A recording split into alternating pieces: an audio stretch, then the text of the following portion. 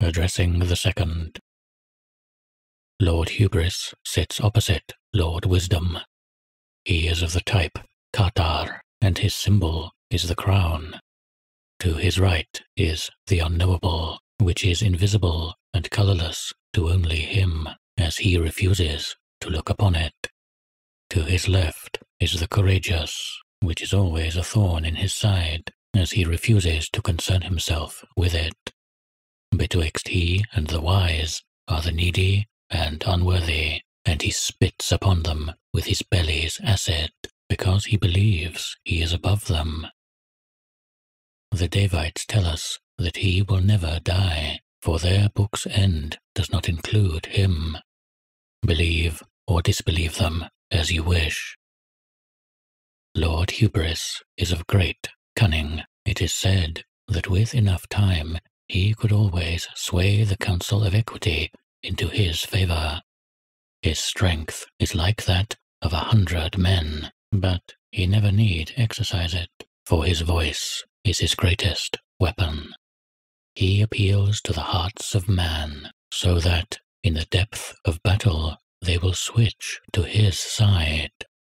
The face of Lord Hubris is unassailable, for to look into his eyes and hear his voice sways his enemy's allegiance. Lord Hubris is deceptive and manipulative, and only Lord Wisdom is perfectly immune to his tricks. Despite that, he is always able to be on the side of the betrayer, and that he is always able to persuade the doubts of the knowledgeable, he is unable to change the opinion of the wise. Lord Hubris is of great endurance. It is said that if he can be cut in twain, his headless half will come alive to struggle with him. When in combat, even as his mortal foes strike blades into his flesh, he shrugs them off and speaks to them. Even when there are those who are particularly stubborn, the swathes of his claws will steal their fates away from them. Lord Hubris boasts that of all Espy that are able, none can beat him in battle, as he will outlast them always.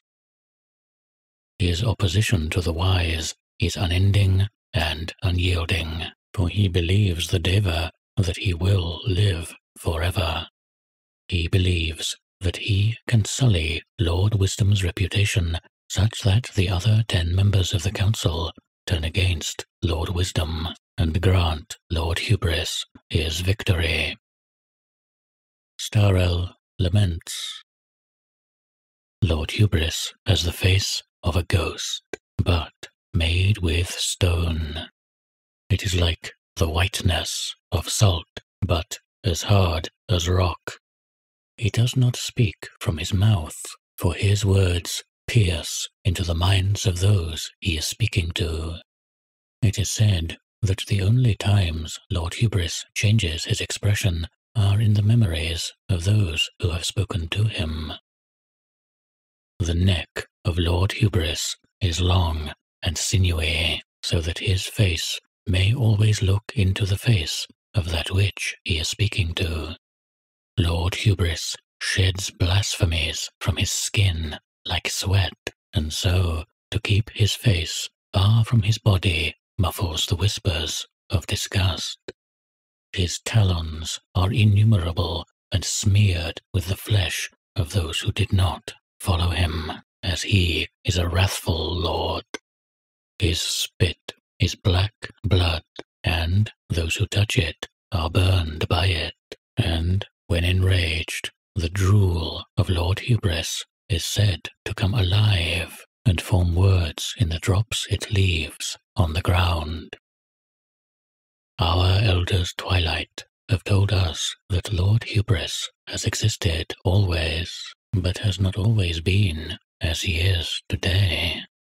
In a time long before ours, he was instead 2 things, but have since become one. A visage made of poor slain, worn by the ancient Tarask,